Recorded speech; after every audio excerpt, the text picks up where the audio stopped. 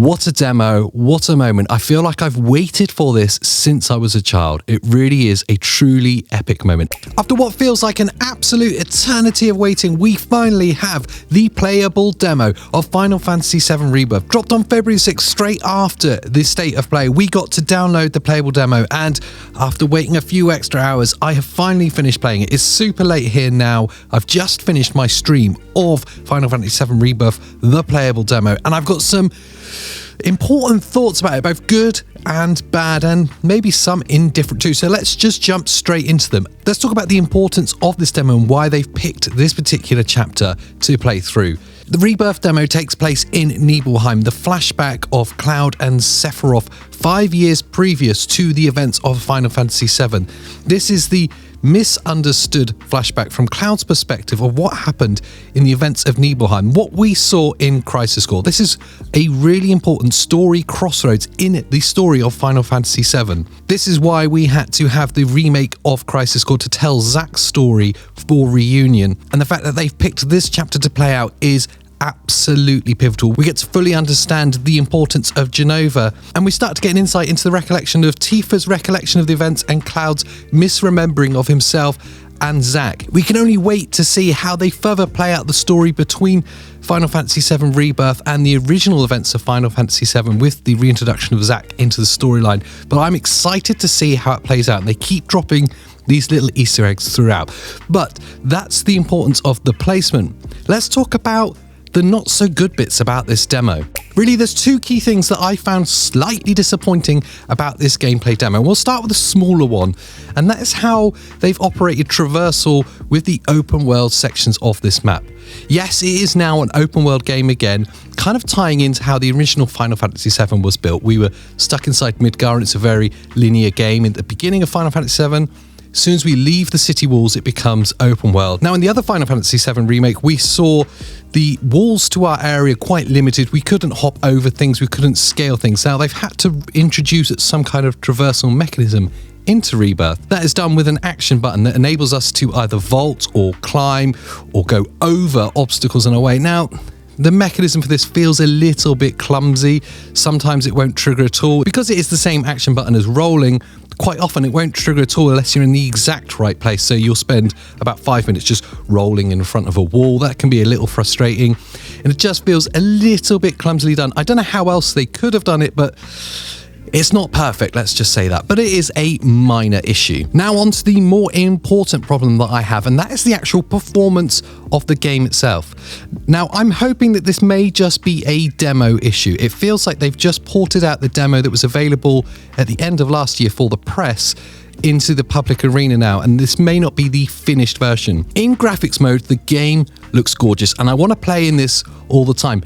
However, it only looks good if you don't move. If you do decide to move, especially in populated areas, your frame rate will drop savagely. And I'm talking down to about 15 frames per second. I didn't monitor it exactly, I'm just judging it by my eye, but it felt like I was playing with a strobe light. It was really disgusting. It was nowhere near 30 FPS. I'm thinking it was closer to 15. So that means that we have to play the game in performance mode in order to have anything remotely playable. And when you are in performance mode, those models, those textures, the animations, they don't look that great. It is just worth saying they become very low resolution. The character animations, you get to see the lower resolution versions of them. It's a little bit poly in places. It's disappointing. I was hoping for a truly wow moment, and this felt just a little underwhelming. But like I said earlier, I hope that is just because this is the gameplay demo and it's not the fully developed full release that is coming on February the 29th. Only time will tell. Now on to the good bits, let's end it on a high. We have, of course, the story and just the general epicness of this game. And honestly, for the 2 hours that I was playing this demo, I felt every second of awe. It was and is amazing, and they have done an incredible job at recreating the sense of awe and amazement that you get playing Final Fantasy VII. So I am still super hyped for this after playing the demo. The other big one for me was really just trying to take in the size of the world that they've created. It is massive, and it cannot be understated how big and how much they've managed to cram into these small areas that make up a giant world. When we saw the full world map on the State of Play, we really got an idea of the scale that they've gone to in this game. And that can only be seen really played out when you start playing in those micro areas, the smaller parts of the game, and how much depth and detail that is in there, and of course the more open world parts that adjoin these areas. Nibelheim is bigger and better than it has ever been before. They've really fleshed it out. It feels alive, it looks beautiful, it has a really great atmosphere to it, and more than anything else, there is just so much size and detail to it. It is absolutely amazing. Fighting in the game is great. They've basically taken the Final Fantasy VII remake mechanism and they've just kind of added a few bells and whistles to it. There's some new abilities and stuff that make it a little more slick and a bit more action RPG. But if you enjoyed the fighting mechanism from Final Fantasy VII remake, you're going to love this. Personally, I did hope that they would have made it a little bit quicker, a bit more on the Crisis Core side of speed than remake side of speed. I find the ATB gauge a little bit slowing, but nevertheless, it is very good and very stylish. And once you get the hang of how it works, it really becomes second nature. So that's it. That's my thoughts on the Final Fantasy VII Rebirth trailer that we have now played. I cannot tell you how hyped I am. This has really just cranked it up to 100. I am maximum excited for it.